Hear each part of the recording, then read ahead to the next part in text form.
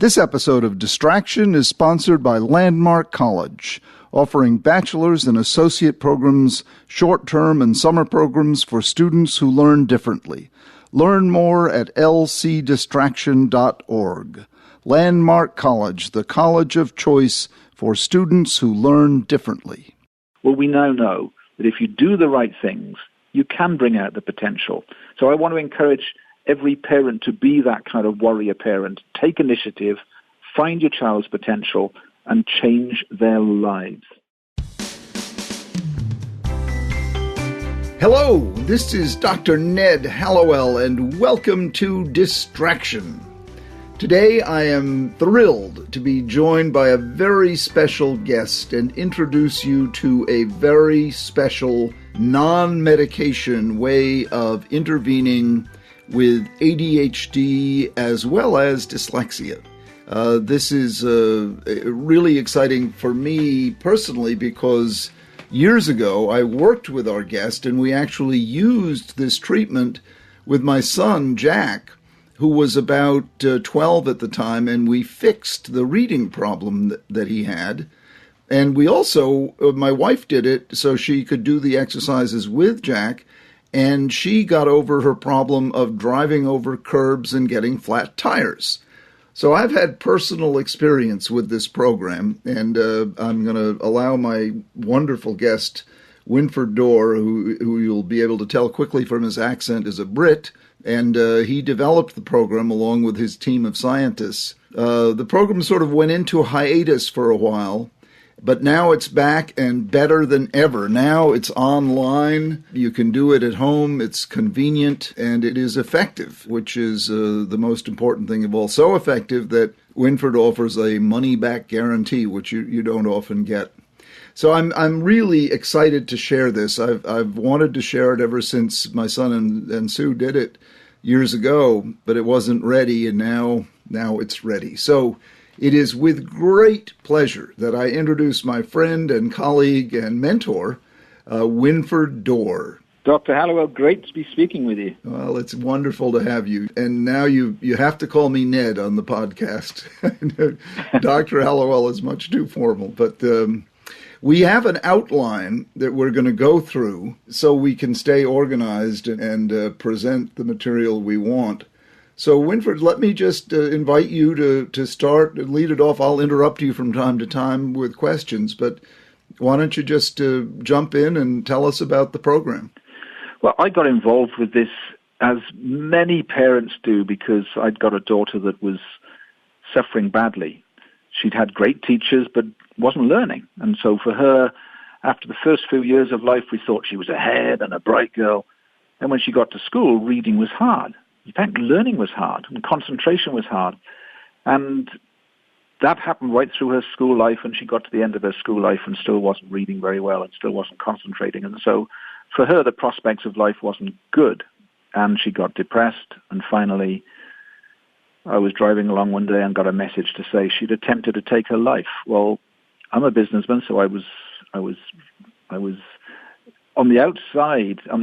Everyone else assumed I was having this great life, but when you've got a child that's struggling, as every parent similar will know, they've got always this worry, this concern. And so as I drove to the hospital, it was a long journey. I decided that I was going to sell my businesses and focus all of my efforts into researching why my beautiful daughter couldn't learn.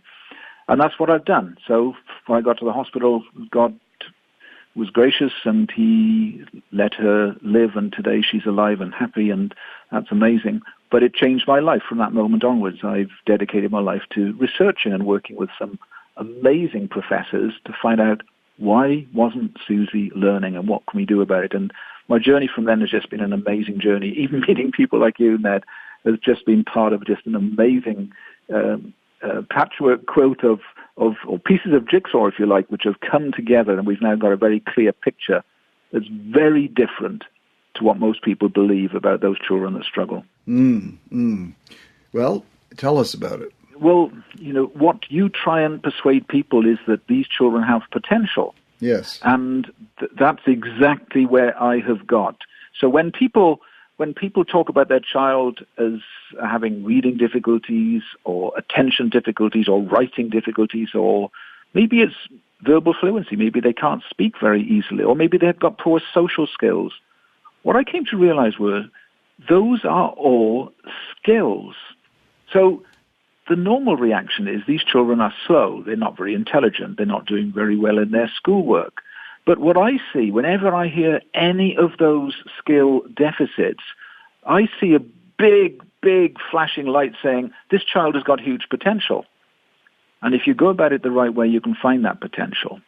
So in doing all of my research, I was seeing people puzzled about the fact, why is it that most billionaires and many millionaires and entrepreneurs and researchers and leaders actually don't read very well? What's happening? What's happening to these genii on the one hand that performed very badly in school life? And so that was the kind of driver and leader for my research. And the pieces of research or scientific jigsaw that we've put together has just given us this amazing picture. And that is that if a child is struggling, there is a reason that's neurological, and there is something you can do to correct that. And so my journey has been finding out how to identify the root cause of these struggles and then how to correct that root cause. So I've started working with professors who are very involved with the bit of the brain that drives learning. Now, even if you speak to many neuroscientists today, they're still not regarding the particular bit of the brain as very important. It's called the cerebellum. The cerebellum is the bit at the back of the brain connecting the brainstem with the main brain. To me, it's the junction box. It's only small. It's only about 10% of the brain, but it's got more than 50% of the brain cells. And that says, wow, this is incredibly important. I was at a dinner with a doctor, a heart surgeon at Mass General Hospital Saturday night, and I was talking about the cerebellum, and I said, do you know, most people don't realize the cerebellum is only 10% of brain volume, but it's got 75% of the neurons in the brain. And he said, I don't believe it. I said, you go look it up. So the fact is, most doctors don't realize how important it is, because in our training, we were taught was that the cerebellum mediated balance and coordination and automaticity, and that was it. It had nothing to do with cognition or emotion. That was our teaching. So what you're saying, how actually central it is news even to most doctors. Well, the person that's got to take the credit for putting the cerebellum on the map is in Mass General Hospital, so he's not far from you. His name is Professor Jeremy Schmarman. Amazing guy. Well, let's spell that for our listeners. It's SCHMAHMANN, Jeremy Schmarman. And what did his research show, Wynford? His research shows that the cerebellum is far more important than anyone has given it credit for. For years, he couldn't get his research papers published. So I look at this whole process of science. Why doesn't the critical science reach the people that need it quicker? Well, it took him 10 years before they'd start publishing his papers. I mean, today he's fated as being one of the greatest brain scientists of all time, and I totally support that view. But what he was showing was that when the cerebellum is not fully developed, then key skills don't fully develop. So if you look at the process of reading, there's an awful lot talked about phonics and all sorts of things about reading, and they're all relevant. But the real reason why the vast majority of children and adults don't find reading easy is because when their eyes move to take in the information from the page, their eyes are jumping about. Instead of smoothly taking the data in, their eyes jump forwards, up and down and backwards and so on. Often the eyes are going backwards when they should be going forwards, and so the letters go in backwards.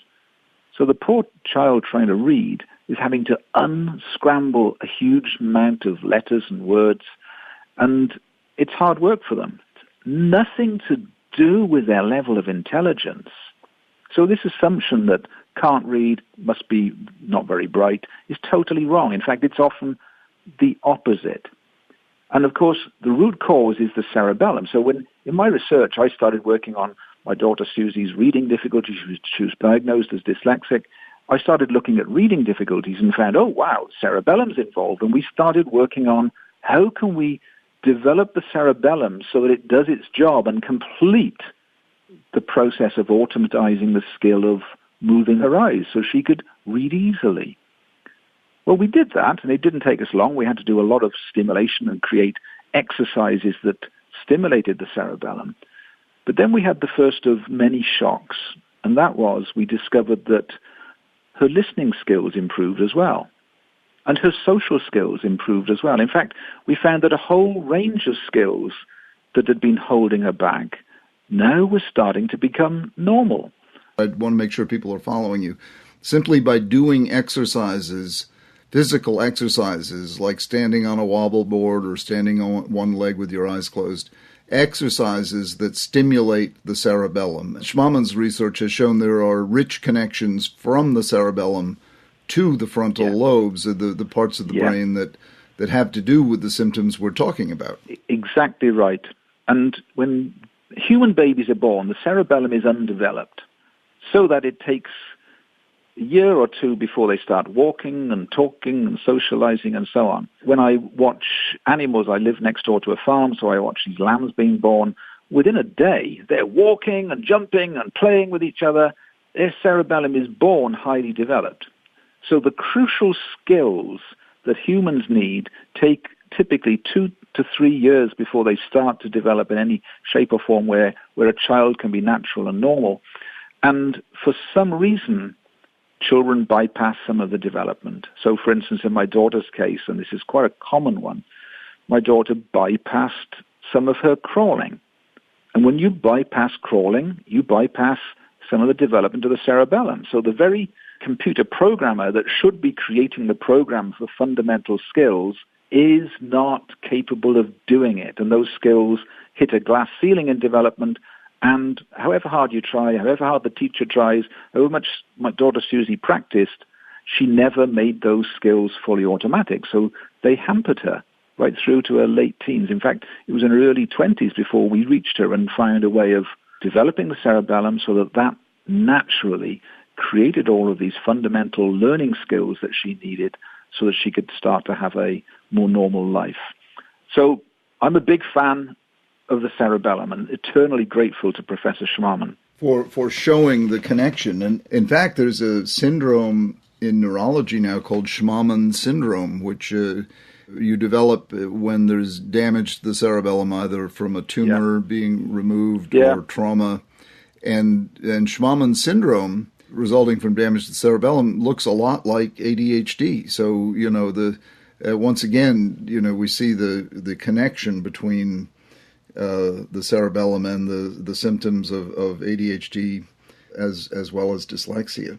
If parents are worried about their child and want to know, does my child really have potential, then it's worth just counting how many of these skill deficits their child has. Because if they have more than one or two, then almost certainly they've got potential. So the skill deficits are reading struggles.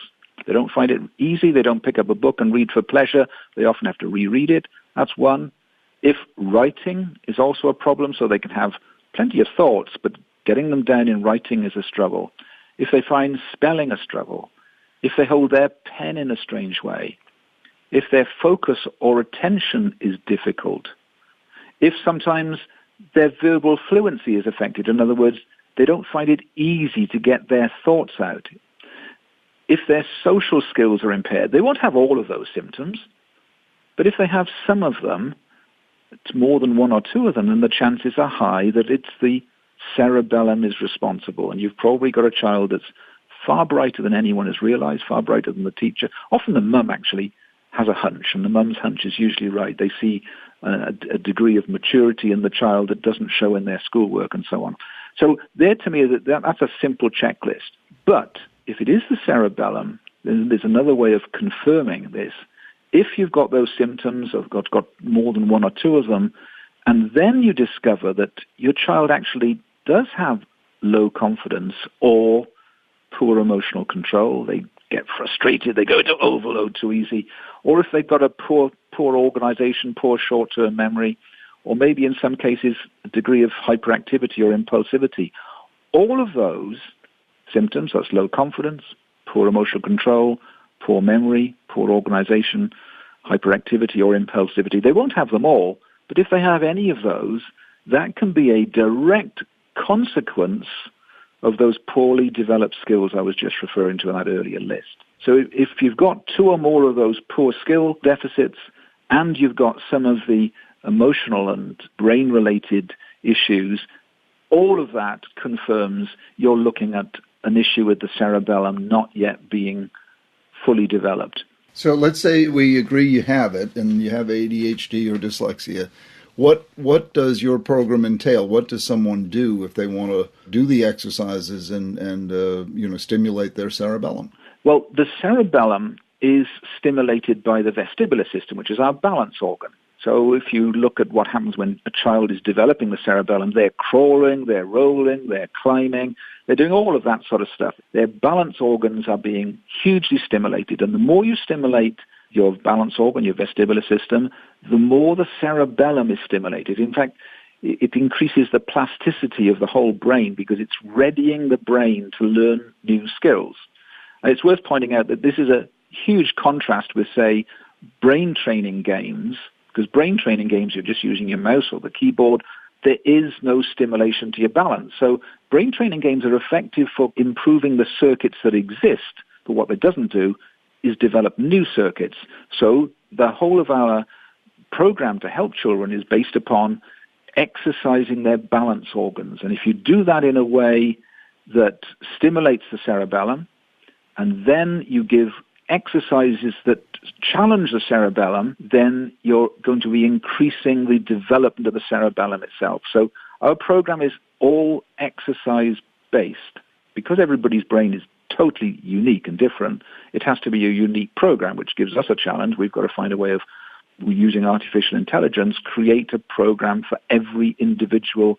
So we maximize the development of the cerebellum, maximize the development of the skills, and therefore we find their hidden potential. Tell me what they do and how do they do it, so listeners can visualize this. So you said it's all physical exercise, so what does it entail? What do they do? The first thing we do is do some tests, find out where the potential is, where are the limitations, where's the strengths, and then we come up with an exercise stimulation program, which is 10 minutes twice a day. It's delivered on a phone or a laptop or a tablet, and you can do it with some very simple equipment you use to do it, and it takes 10 minutes. Every day you feed back, how am I doing, how easy or difficult was that, and our artificial intelligence adjusts the program. This is all done online. The assessment is done online. All online. Very all good. Online. If your patients come to your center, they can do some tests in your center so you can actually see. But the actual day-to-day program, is done completely online. Okay. So there's no, you don't have to repeatedly go back to a clinic to be told what to do. It's all delivered online. And then each month you're giving a neurological assessment, again, online. You can see the progress. You can measure the progress in the whole range of skills. And you have someone monitoring you all along the way, so you're not alone. We have a coach, yeah. There's a coach that keeps in touch with you and sends you a video explaining to you, interpreting all of the neurological feedback. So you've got that hard feedback to refer to, and if you've got any issues, the coach is there to support you. So it's a personalized program. It's a fully coached program. Typically, it takes 6 months. Although those with more profound challenges, my stepson was born infantile, was diagnosed infantile autistic when he was about 4. He still does the program now after 3 years because he keeps on seeing more and more progress. Okay, well, those are outliers. For most people, we're talking 10 minutes twice a day for roughly six months. And can you also be taking medication at the same time? No problem with medication. It's complementary to medication. We're dealing with the root cause. The wonderful thing about medication is, A, it works quickly. The downside is it doesn't tend to take away the root cause. So if you're dealing with the development of the cerebellum, the chances are you're naturally solving the underlying reason why these limitations have been holding the person back. But while you're doing that, it's fine to be taking medication. Yes. We've had many taking medication. I mean, it's not our, if a psychiatrist puts them on medication, it's not our job to take them off. But very often we find after they've done the program, they find they don't need the medication because the attention issues have been so improved, reading issues have been so improved that they don't need to keep taking it. But that's not for us to say, that's for the psychiatrist. Sure. So they do the exercises for 10 minutes twice a day, and there's a coach to keep them on track, or a parent can help keep them on track. The coach deals with them through videos, through Skype or Zoom, yes. And what does the program cost? The total cost of the program is just under $2,000. It's $1,997 for the full program, and there's payment options there along the way, and there is a money-back guarantee. We're a very, very ethical organization. We won't take money from people that don't benefit from it. Our failure rate is extremely low. In fact, 99% of people report that they get benefit in at least 4 different skill areas. So our success rate is excellent, and it's a thrilling. But every day we get messages from people whose lives have been changed in a way we didn't expect. And I love hearing you tell your story about your own son, so thank you for sharing that. Oh, yeah, no, it was wonderful. And another story, I was in Shanghai some months ago, and a mother came up to me and said, "You have to help my son. There's no one here to help him." And so over, not using your program as it is, but I cobbled together a program based on my son's experience and using email, using the exercises plus a lot of encouragement and sort of changing his environment. Well done. 8 years old, in 3 months, amazing improvement, with the only direct treatment being these exercises. So, we need studies and all that kind of stuff, but I've just seen enough, and you've seen. How many people do you have record of having gone through the program? 50,000 people.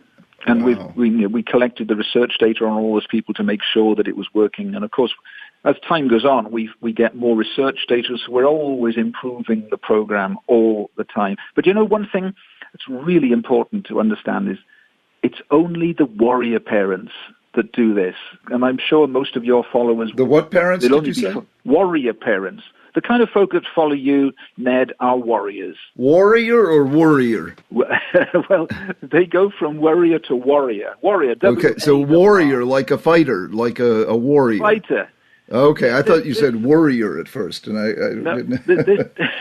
There's 2 sorts of parents. There's those that abdicate to the school, the health authorities, or their medical advisor, and they assume that they're going to find whatever issue their child has got and solve it. But then there's the warrior, the fighter parent who said, no, it's my responsibility to solve my child's issues. Yes. And I just want to pay credit to the amount of wonderful work you've put in your books and in your teachings to encouraging parents to have a positive attitude towards their child, because it makes such a difference. What we're seeing with the research we're doing is that you're doing that with very, very good reason. Because these children that are struggling with ADHD or dyslexia, they do have huge potential. And instead of just writing them off, and the parents should encourage the teachers, and the parents should encourage the child to have a positive attitude, they really do have enormous potential waiting to be discovered. And that is exactly why we have those billionaires, those millionaires who do exceptional stuff and have dyslexia and ADHD, but the other end of the spectrum, we've also got lots of people with ADHD and dyslexia in prison. How can that be? Well, we now know that if you do the right things, you can bring out the potential. So I want to encourage every parent to be that kind of warrior parent. Take initiative, find your child's potential, and change their lives. Well, there's no doubt that ADHD and dyslexia are markers of talent. There's no doubt about Absolutely. that.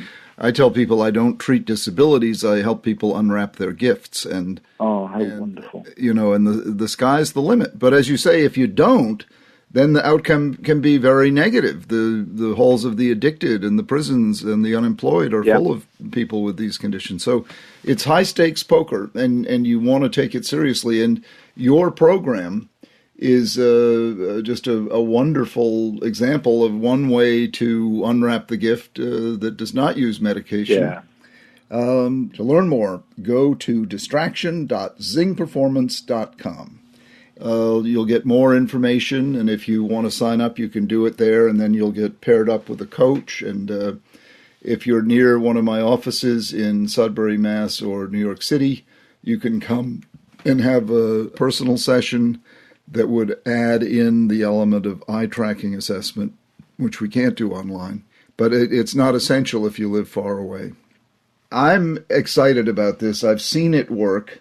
Of course, you've seen it thousands of times more than I have. Yeah. There is, of course, still controversy. People doubt and criticize. And I welcome that, because if you are the warrior and look into it, you'll find good news as opposed to bad news. But, there's always folks who say, there was a study done in neuroscience where they said the cerebellum does not light up when you're reading, and that's not the point. The point is, by stimulating the cerebellum through physical exercise, then you stimulate those parts of the brain that do light up when you're reading. Exactly.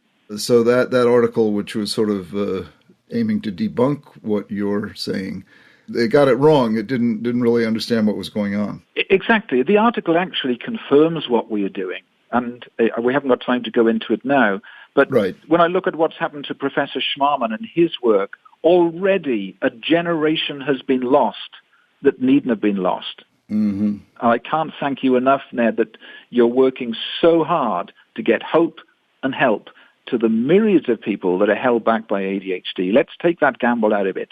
We don't want to have a gamble. We want certainty that they reach their full potential. Yeah, and it's been going on for thousands of years. This is not a new condition. It's a new name, ADHD, but it's not a new condition. It's been around for as long as there have been people. Of course, I want to rename it VAST, which stands for Variable Attention Stimulus Trait, because I see it as a trait, not a disorder. If you manage it right, it's an asset. If you don't, it's a liability. But I'm thrilled to be able to add Zing to the treatment toolbox, because we have many ways of intervening, medication being one of them. But as you say, medication is more like eyeglasses. It doesn't get at the root cause. It provides symptomatic treatment, but it doesn't get at root cause issues, and that's why it's not permanent. But how long does if they do the Zing program, how long does it last? Well, when you learn to ride a bike, you know forever. It's a lasting change, and that's the wonderful thing about the cerebellum. The cerebellum creates lasting change. So when you develop the cerebellum, you change and create automaticity in a way that lasts. And that's the amazing thing about it. This isn't a hippocampal, this isn't a memory thing that you might forget in a few days. No, You're creating wiring that stays there. That's wonderful. Well, I'm sure listeners are curious. They probably have some healthy skepticism, and I invite you to just look further, because when I first learned about it all those years ago, I was skeptical, and now I'm the opposite of skeptical. I just am so excited about it. I invite people to be the warrior that, not the worrier, but the warrior that Wynford described, and look into it, and look below the surface. If you want to reach me, you know how to do that. It's just Dr. Hallowell at gmail.com, drhallowell@gmail.com, and Wynford can be reached through zingperformance.com. I'm just excited to be teaming up with you again. You're an amazing man. You went from being a businessman to a champion of people with learning differences. And every single one that comes back to us, Ned, feels like the very first. So despite all the thousands of people we've helped, every single story brings me to tears, because we know changing a life like this is such a precious thing. And, I often hear people just casually using the expression, oh, you've got potential. I own a school, and so I hear it a lot. But we now know where potential is hiding. Up till now, no one's ever been able to say, and this is where the potential is. It's in the cerebellum. And if we have more time, maybe we'll do another podcast one day to talk about where potential is and why we know it's hidden in the cerebellum. But now we know where it is and what to do to find it. Wonderful. Well, that's a good place to stop. We will have you back for sure. I hope listeners will write in with their comments and questions. Thank you, my friend. It's been a real pleasure to have you. Thank you so, so much. Thank you. Well, that's our show for today. I hope you found it as exciting as I find it. We've been looking for non-medication interventions that really work. Medication is great, but it's like eyeglasses. It only lasts while you're using it, and it doesn't work for everybody, and a lot of people don't want to use it anyway. So to learn more about Wynford's program, go to distraction.zingperformance.com. Thank you, as always, for listening. We depend upon you. We depend upon this audience, and I hope this audience will continue to grow. Please reach out to us with your questions and show ideas. We totally rely on you. Record a voice memo or write an email and send it to connect@distractionpodcast.com. Distraction is created by Sounds Great Media. Our producer is the phenomenal Sarah Guertin, a talented woman beyond belief. And the podcast is recorded, edited, and engineered by the equally brilliant, talented, and charming Pat Keogh.